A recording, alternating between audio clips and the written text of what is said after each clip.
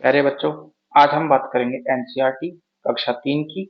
और इसमें बात करेंगे हम हिंदी विषय की अध्याय नंबर 1 की, जो एक मजेदार कविता है, आनंदमयी कविता है, जिसका शीर्षक है सीखो। तो सबसे पहले इस कविता में हम जानने की कोशिश करेंगे कवि हमें क्या सिखाने की कोशिश कर रहा है। क्योंकि इसका जो शीर्षक है वो ही रखा गया है सीखो। ठीक है, तो बिना किसी देरी के इस कविता को पहले रीड कर लेते हैं, पढ़ लेते हैं। ठीक। फूलों से नित हंसना सीखो, फूलों से नित हंसना सीखो, भंवरों से नित गाना, तरु की झुकी डालियों से नित सीखो शीश झुकाना। सीख हवा के झोंकों से लो कोमल भाव बहाना, दूध तथा पानी से सीखो मिलना और मिलाना। तो इन चार लाइनों का पहले अर्थ देख लेते हैं, क्या अर्थ बनता है। देखिए, फूलों से नित हंसना सीखो, तो कवि कहना चाह रहा है जो फूल होते हैं, उन फूलों को देख के हमें लगता है कि वो हमेशा मुस्कुराते रहते हैं, मुस्कुराते रहते हैं और खुश नजर आते हैं। कैसा भी फूल हो, हमें उसको देखकर, उस फूल को देखकर हमें प्रसन्नता का एहसास होता है, हम खुश हो जाते हैं। तो हमें फूलों से हमेशा सीखना चाहिए कि हमेशा मुस्कुराते रहना चाहिए, हंसते रहना चाहिए। भंवरों से नित गाना, जो भंवरे होते हैं दिन भर क्या करते हैं, एक फूल से दूसरे फूल तक उड़ते रहते हैं। मतलब ऐसा लगता है कि भंवरे दिन भर गाना गाते रहते हैं। तो हमेशा उनकी तरह हमेशा गुनगुनाते और सारी मुश्किलों को हमेशा हंसते खेलते हमें पार कर जाना है। तरु की झुकी डालियों से नित, तरु मतलब पेड़, पेड़ की जो डालियां होती हैं वो हमेशा झुकी हुई होती हैं। उनसे हमें क्या सीखना है, सीखो शीश झुकाना। उनसे हमेशा विनम्र रहना सीखना है। जब भी हम किसी को प्रणाम करते हैं, नमस्कार करते हैं, तो हमेशा हाथ जोड़कर अपना जो शीश होता है, सर होता है, गर्दन होती है, वो नीचे झुकाते हैं, है ना। तो इसी तरीके से हमें विनम्र रहना सीखना है, तरु की झुकी डालियों से, मतलब पेड़ की झुकी हुई डालियों से। चीख हवा के झोंकों से लो कोमल भाव बहाना। अब हवा के झोंके जो आते हैं, उनसे हमें क्या सीखना है कि हमेशा अपने आप को कोमल बनाकर रखना है, मतलब विनम्र बना के रखना है, ताकि दूसरे भी हमारे जो बिहेवियर है, जो हमारा आचरण है, जो हमारा स्वभाव है, उसका लाभ ले सके, या उनको किसी प्रकार की कोई दिक्कत नहीं हो। दूध तथा पानी से सीखो मिलना और मिलाना। अब दूध और पानी जो होता है, इन दोनों को जब मिला दिया जाता है तो इन दोनों का रिश्ता कुछ इस तरीके का हो जाता है कि इन दोनों को अलग नहीं कर सकते। ठीक है, जब तक कि हम दूसरे किसी उपकरण की सहायता नहीं ले लें। तो इसी तरीके से हमें एक दूसरे के साथ मिलने, एक दूसरे के साथ परस्पर सहयोग की भावना रखनी है और एक दूसरे को दोस्त मानते हुए चलना है, एक दूसरे की परेशानियों का निवारण करते हुए चलना है। सूरज की किरणों से सीखो जगना और जगाना, लता और पेड़ों से सीखो सबको गले लगाना। अब देखो, सूरज जो होता है सुबह जल्दी उदय हो जाता है और शाम को अपने समय से अस्त भी होता है, छिपता भी है। तो उससे हमें क्या सीखना है, जगना और जगाना। जब सुबह अपनी किरणों के साथ उदय होता है तो सबको पता चलता है कि उठने का टाइम हो गया है। लता और पेड़ों से सीखो सबको गले लगाना। और लता और पेड़ों से हमें क्या सीखना, लता मतलब होती है बेल। लता क्या होती है, बेल होती है। लता मतलब बेल होती है, जो यहाँ पे आप चित्र में देख सकते हैं इस तरीके से। लता का क्या सीन होता है, लता जो है अपने तने पर अपने आप में वो ग्रो नहीं कर सकती, वो किसी पेड़ के सहारे ही आगे बढ़ती है। तो लता और पेड़ का रिश्ता इस तरीके का होता है कि वो एक दूसरे को गले लगाकर पूरा जीवन आराम से काट देते हैं, या कहें कि लता जो है पूरी तरीके से, बेल जो है पूरी तरीके से पेड़ के ऊपर निर्भर रहती है जीवन यापन करने के लिए। दीपक से सीखो जितना हो सके अंधेरा हरना। हरना मतलब दूर करना। तो दो दीपक होता है, दीपक मतलब दिया। इस दीपक से हमें सीखना है, जहां पे भी दीपक रखा जाता है तो उसके आसपास का अंधेरा दूर हो जाता है, मतलब उजाला हो जाता है। तो ठीक उसी तरीके से हमें अपने आप को बनाए रखना है कि जब भी किसी की जिंदगी में या अपनी जिंदगी की बात करें, जहां भी हम रहें, आसपास में प्रसन्नता का माहौल रखें। दूसरों की जो परेशानियां हैं उनको भी हमें सोचना है, संभालना है और उनको उस कष्ट से दूर करना है, मतलब उनकी परेशानी को दूर कर देना है। ठीक उसी तरीके से जिस तरीके से अंधेरे को दीपक दूर कर देता है। पृथ्वी से सीखो प्राणी की। जो पृथ्वी है, धरती माता है, उससे क्या सीखना है? प्राणी की सच्ची सेवा करना। अब देखो, प्राणी का मतलब होता है इंसान, मानव। मानव की जितनी भी जरूरतें होती हैं, जितनी भी सारी चीजें होती हैं, वो तमाम प्रकार की चीजें पृथ्वी से मिलती हैं। अब पृथ्वी से मिलती हैं, इसका मतलब ये हुआ कि पृथ्वी जो है, इनकी, मानव की पूरी तरीके से सच्ची सेवा में जुटी हुई है और बदले में वो उससे कुछ नहीं लेती है। ठीक उसी तरीके से हमें जब भी किसी की मदद करेंगे हम लोग, तो क्या करेंगे? हम इस भाव से करेंगे कि इसके बदले हमें किसी चीज की अपेक्षा नहीं है। हम निस्वार्थ भाव से हम दूसरों की सेवा करेंगे। आगे क्या लिखा कवि ने? जलधारा से सीखो आगे। जलधारा जो है, जलधारा का मतलब पानी बहता हुआ। तो आप देख सकते हैं आपकी कविता में यहाँ पे एक नदी का चित्र दिखाया गया है। नदी के अलावा और जैसे नहर में भी पानी होता है, तो जलधारा मतलब, जलधारा का मतलब हो गया नदी या नहर। इनसे हमें सीखना है जीवन पथ में बढ़ना। जीवन हमेशा हमारा जब हर दिन नया होता है, तो हमें सोचना चाहिए कि आज हम कुछ ऐसा सकारात्मक कदम उठाएंगे ताकि हमारे जीवन में हम हमेशा आगे बढ़ते हुए चले जाएं। ठीक है, सकारात्मक का मतलब कुछ अच्छा काम करेंगे। तो जलधारा हमेशा यही सिखाती है, कभी भी जीवन में पीछे की तरफ नहीं बढ़ना है, हमें हमेशा आगे की तरफ बढ़ना है। और धुएं से सीखो हरदम ऊंचे ही पर चढ़ना। और धुआं आप देख सकते हैं, ये चिमनी लगी हुई है घर के अंदर, और घर के ऊपर से जो ये धुआं जा रहा है, ये चिमनी का धुआं, ये हमेशा ऊपर की तरफ ही जा रहा है। ठीक है, तो धुएं से हमें हमेशा सीखना है कि धुआं हमेशा ऊपर की तरफ ही जाता है, कभी भी वो नीचे की तरफ नहीं फैलता। तो हमेशा अपने जीवन में कुछ ऐसे काम करना है जो हमें लगातार यश की प्राप्ति कराएं या हमारा नाम बढ़ाएं, है ना? तो ये सारी चीजें थी, बहुत सारी चीजें इस कविता में कवि ने बताया है कि किस तरीके से हमें किन किन चीजों से क्या क्या सीखना है।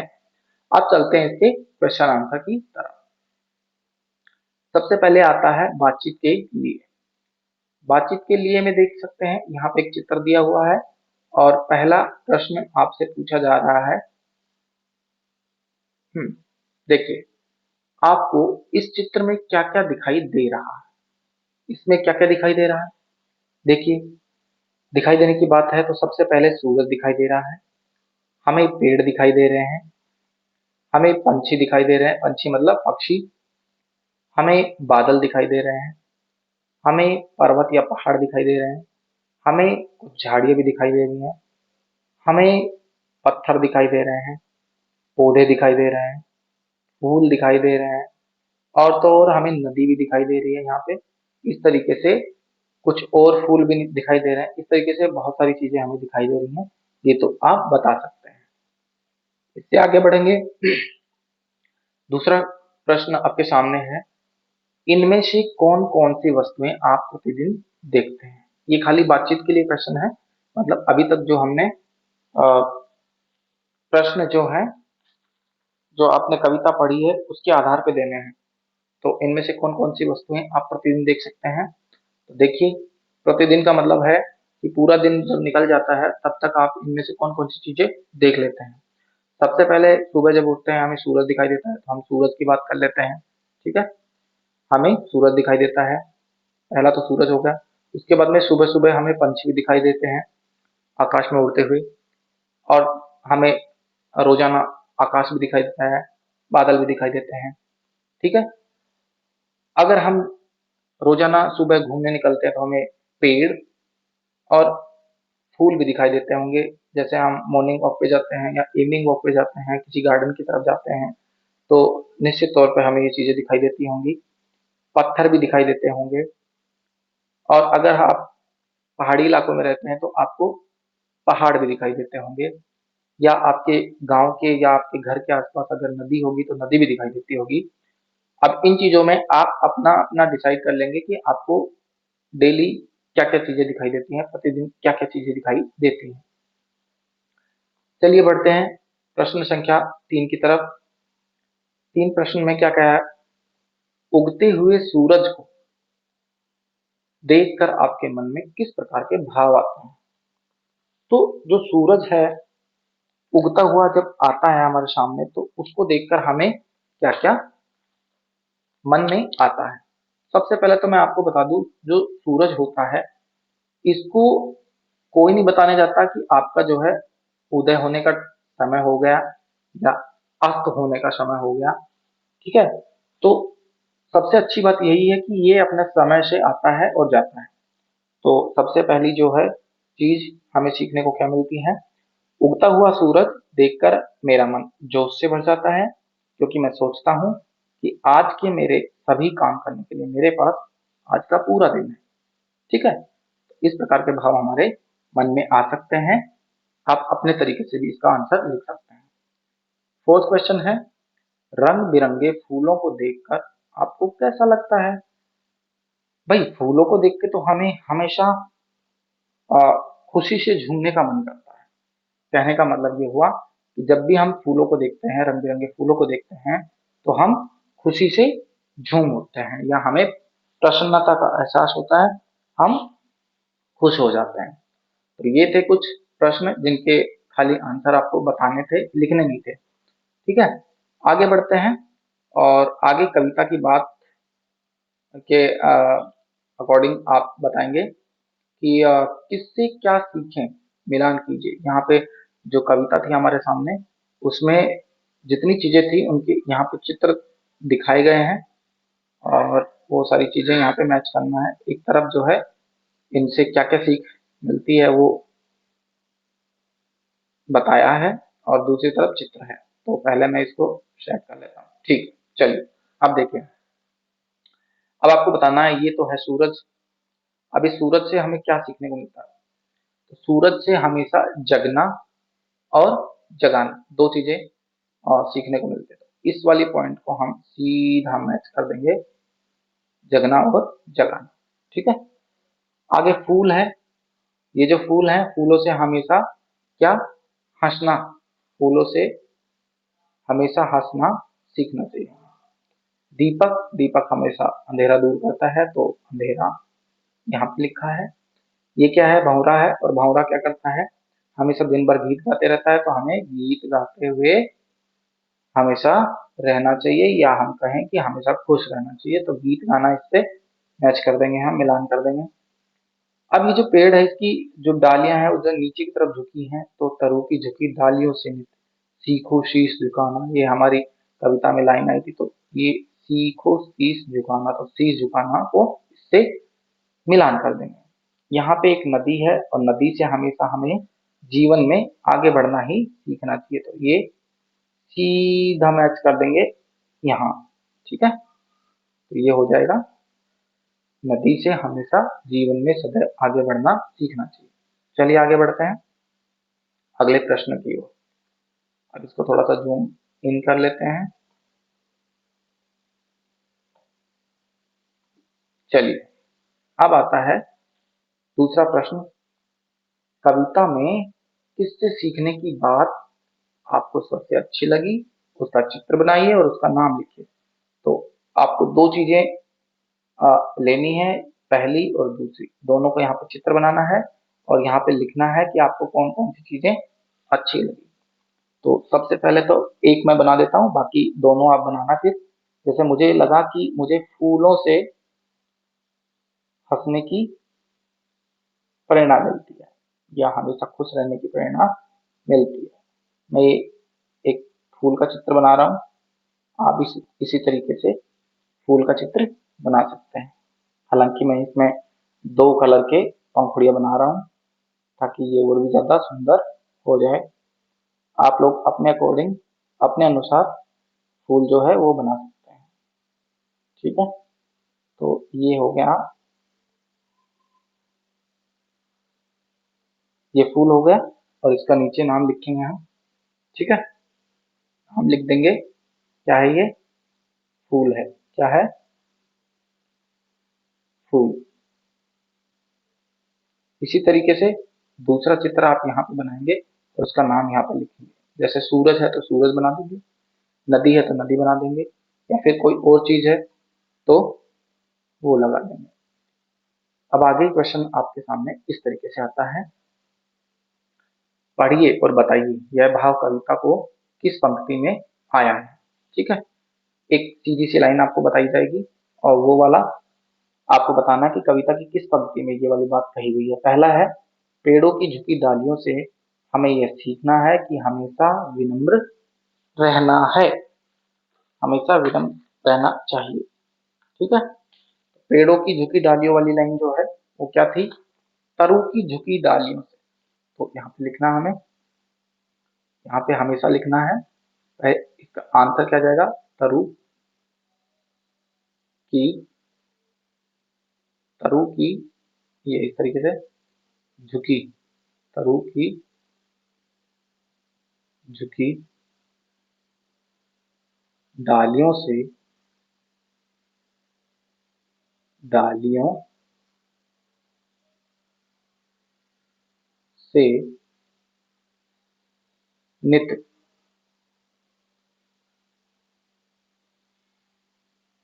नित सीखो शीश झुकाना, सीखो शीश, शीश झुकाना। तो इसका आंसर ये हो जाएगा। इसमें राइटिंग अच्छी नहीं आ रही, आप अच्छे से लिखेंगे। ठीक है, चलो अब दूसरा, साथ ही साथ अपनी कॉपी में आप लिखते रहेंगे। ख वाला, हवा के झोंकों से हमें सीखना है कि हम हमेशा कुछ न कुछ काम करते रहें। ठीक है, तो हवा के झोंकों वाली जो लाइन थी हमारे पास, वो क्या थी, सीख हवा के झोंकों से लो कोमल भाव बहाना। तो हम यहाँ पे लिखेंगे, सीख, सीख हवा के, सीख हवा के झोंकों, सीख हवा के झोंकों से लो, सीख हवा के झोंकों से लो, कोमा आएगा, कोमल, कोमल भाव, कोमल भाव बहाना, कोमल भाव बहाना। ठीक है, यहाँ पर अगर आपको स्पीड स्लो लग रही है लिखने की तो आप इसको थोड़ा सा वीडियो की स्पीड बढ़ा के फिर देख सकते हैं। तीसरा, गए वाला क्वेश्चन में क्या कह रहा है, नदी नहर से हमें सीखना है कि जीवन आगे बढ़ने का नाम है और हमें आगे बढ़ते रहना चाहिए। कविता की जो पंक्ति आई वो लिखना है, और कविता की पंक्ति में क्या लिखा था, नदी और नहर वाली लाइन कौन सी थी, जलधारा से सीखो आगे जीवन पथ में बढ़ना। अरे वाह, वही लाइन लिखनी है यहाँ पे। तो यहाँ पे लिखना है, जलधारा, जल धारा, जलधारा से सीखो, जलधारा से सीखो आगे, जलधारा से सीखो आगे जीवन, जीवन पथ में, जीवन पथ में बढ़ना, जीवन पथ में बढ़ना। ठीक है, तो ये इसका आंसर होगा। चलिए आगे बढ़ते हैं, पेज नंबर 5 पे आ गए हम। अब देखिए कविता से आगे, कहने का मतलब आपने कविता तो पढ़ ली है, लेकिन अभी कविता के बाद अगर आपसे कुछ पूछा जाए तो आपने क्या सीखा है, सही मायने में पढ़ना इसे बोलते हैं कि आप जो है कविता पढ़ लिए हैं और अब आपसे पूछा जाएगा कि आपने क्या क्या सीखा है। ठीक है, चलो। तो पहला प्रश्न आपके सामने आता है, सूरज से जगना और जगाना। सीखने की बात कही गई है, हम सूरज से और क्या क्या सीख सकते हैं, कोई दो बातें लिखिए। दो बातें लिखेंगे हम। पहली बात लिखेंगे, सूरज से हमेशा, देखिए सूरज जो होता है मैंने पहले बताया था, हमेशा समय से उदय और अस्त होता है, तो हमें समय का ध्यान रखना चाहिए अपने जीवन में। ये कहाँ से सीखे हम? सूरज से, यानी कि अनुशासन सिखाता है। ठीक है, पहली चीज है सूरज। सूरज हमें सूरज हमें सूरज हमें अनुशासन अनुशासन अनुशासन सिखाता है, सिखाता है। सूरज हमेशा हमें अनुशासन सिखाता है, पहली चीज। और दूसरी चीज क्या? सूरज हमेशा सुबह सुबह आकर हमारे जीवन में प्रकाश फैलाता है, इसीलिए हमें भी अपने जीवन से दूसरों के जीवन में प्रकाश भरना सीखना चाहिए। तो पहला तो हो गया था अनुशासन, और दूसरा लिखेंगे, हमें सूरज से सूरज से हमें दूसरों के जीवन में दूसरों के जीवन में जीवन में प्रकाश प्रकाश भरना, दूसरों के जीवन में प्रकाश भरना सीखना चाहिए भैया, सीखना चाहिए।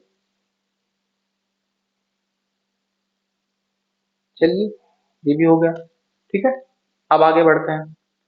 दूसरा प्रश्न आपके सामने है, कह रहा है, लता और पेड़ों से एक दूसरे के साथ प्रेम और सद्भाव की बात सीखने के लिए कहा गया है।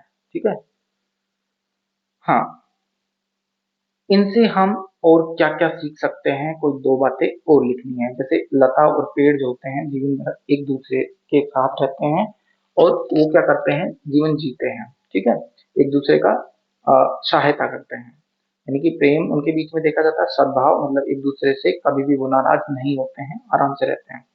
तो इनके अलावा दो चीजें और लिखो। तो पहली चीज तो हम लिख सकते हैं, लता और पेड़ जो होते हैं एक दूसरे को विकास के पथ पर हमेशा आगे लेके जाते हैं। तो पहली चीज, लता चाहिए, लता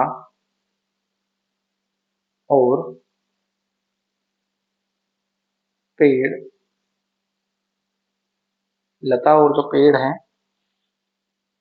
से क्या होता है, एक दूसरे एक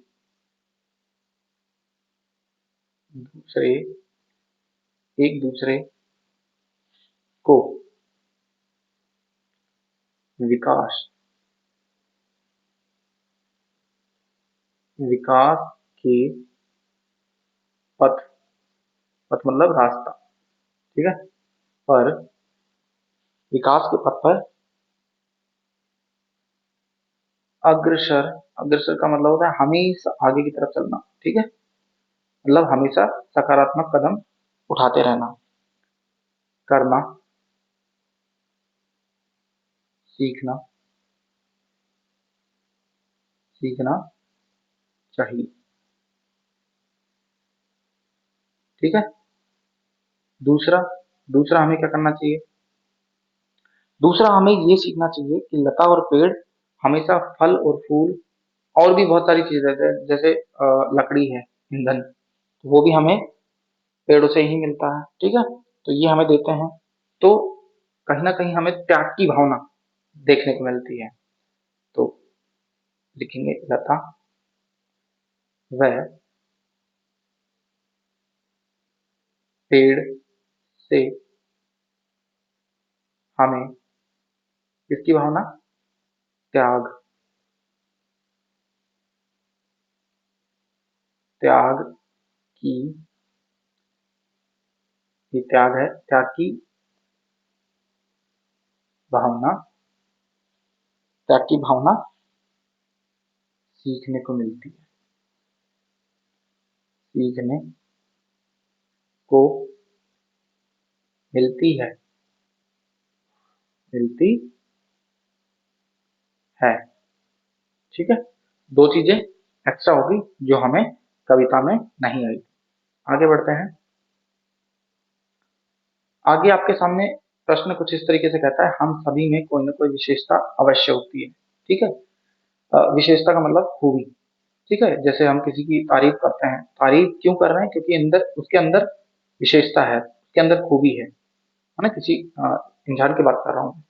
आप अपने सहपाठी की कौन सी बात सीखना चाहते हैं।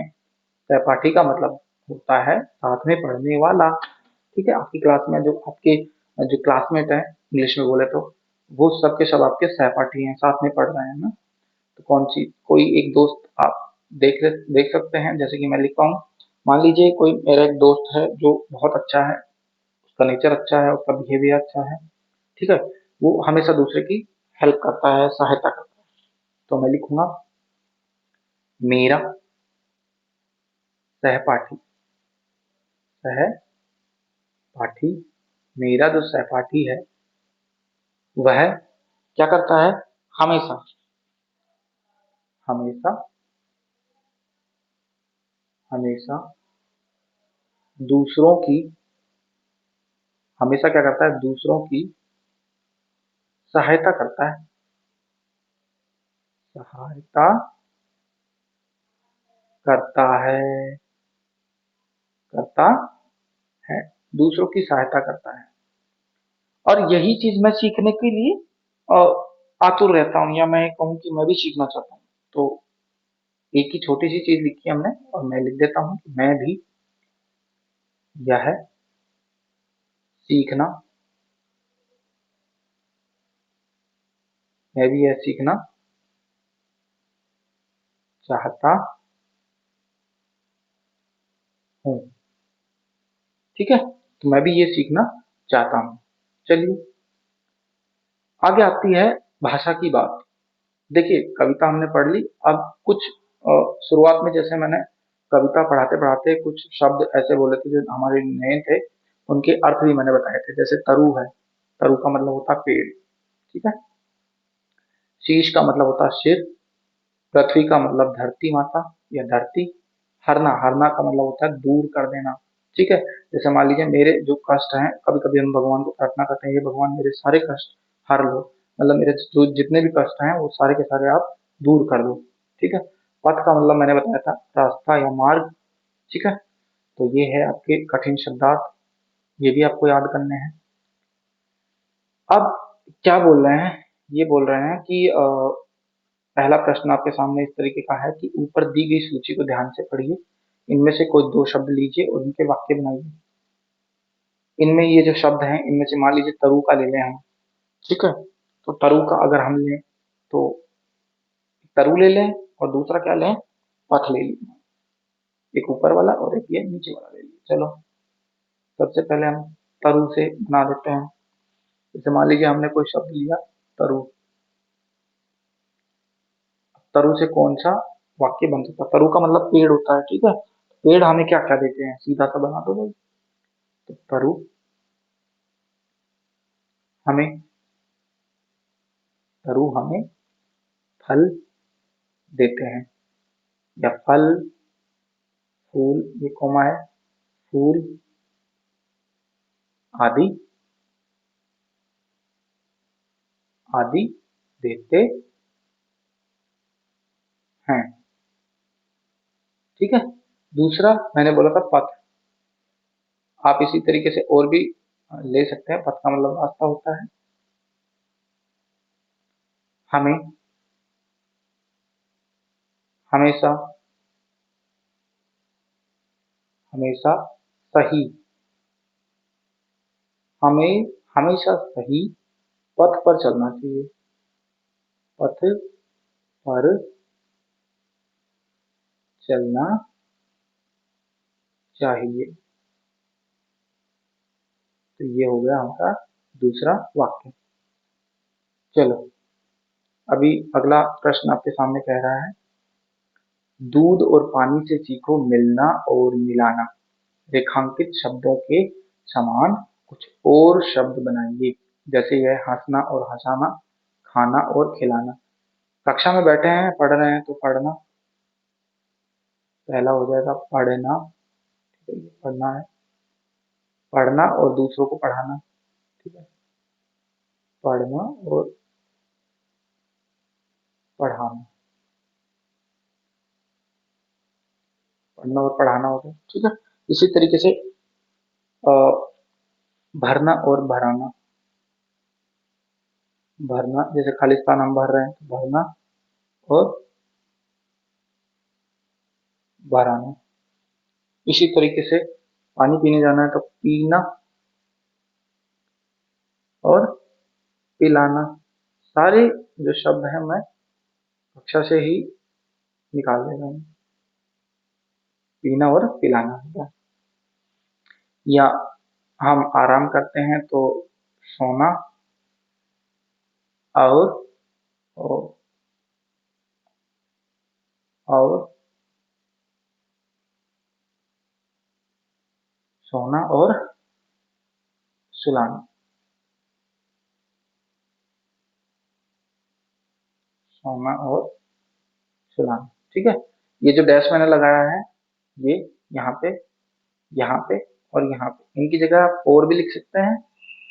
ठीक है, और डैश लगाने से भी पता चलता है कि यहाँ पे और का प्रयोग हुआ है। ठीक है, चलिए इसी तरीके से आगे बढ़ते हैं, इसी तरीके से आगे बढ़ते हैं और पता चलता है कि ये वाला क्वेश्चन आपसे कह रहा है, स और पै, स और पै वर्ण से प्रारंभ होने वाले शब्दों को कविता से खोजकर लिखना है। हमारी जो कविता है उसमें बहुत सारे शब्द ऐसे आए हैं जो श और पै से शुरू होते हैं। जैसे सीखो है, जैसे पै से पानी है। ठीक उसी तरीके से यहाँ पे ये जो ब्लैंक आपको दिख रहे हैं ये फिल करना है। तो श से सीखो हो गया और एक हो गया सीख, सीख हवा के झोंकों से लो, वहां से उठाया मैंने सीख। ठीक है, इसी तरीके से सूरज पहली लाइन में आ जाता है, सूरज। ये सब स से शुरू हो रहे हैं। ठीक उसी तरीके से सबको, सबको गले लगाना है ना, ये वाला सबको। ठीक, ये हो जाएगा सबको। फिर आती है सच्ची सेवा करना, पृथ्वी जब सिखाती है, सबकी सच्ची। ठीक, थोड़ा सही से लिख देता हूँ मैं, सच्ची, सच्ची। तो ये शब्द हो गए जो स से शुरू हो रहे हैं। ठीक है, अब आता है पै से शुरू होने वाले, पानी हो गया, पानी के बाद पेड़ों, पेड़ों की जो डालियां हैं उनसे, ये हो गया पेड़ों। प्राणी, प्राणी का मतलब होता है इंसान, पै से शुरू हो रहा है। फिर आता है पथ, मतलब रास्ता। फिर लास्ट में आता है पृथ्वी। तो ये कुछ शब्द हैं जो स और पै से शुरू हुए हैं, इनको हम इस तरीके से फिल कर सकते हैं। अब आ जाता है तालिका अ और ब में दिए गए शब्दों का उच्चारण करो, मतलब पढ़ना है। ठीक है, कीजिए और इनमें अंतर पहचानिए। तालिका अ में कुछ शब्द है, तालिका ब में कुछ शब्द है, आपको पढ़ना है। यहाँ पे पढ़ा, ये बड़ा, अड़ना, उड़ना, कड़ाई और लड़ाई। आपने देखा सब में ना अड़य का यूज हुआ है, यहाँ पे इस अड़य का यूज हुआ है। और यहाँ पे पढ़ा, बढ़ा, बढ़ना, पढ़ना, कढ़ाई, चढ़ाई। तो जो ये ढ है, इस पे हमें थोड़ा सा जोर देके पढ़ना है और अड़य को जल्दी से, मतलब इस पे ज्यादा दबाव नहीं देके पढ़ना, आराम से पढ़ना, पढ़ना। ठीक है, चल इसी तरीके से आपको पढ़ना है।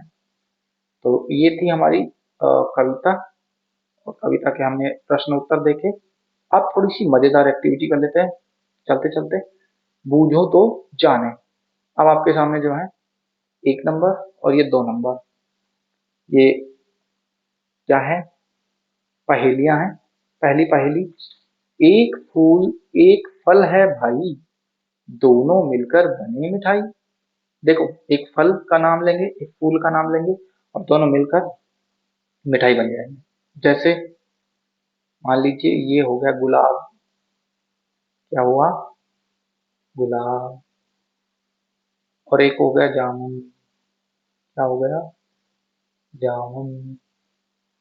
तो गुलाब तो क्या था, फूल था। जामुन क्या है, फल है।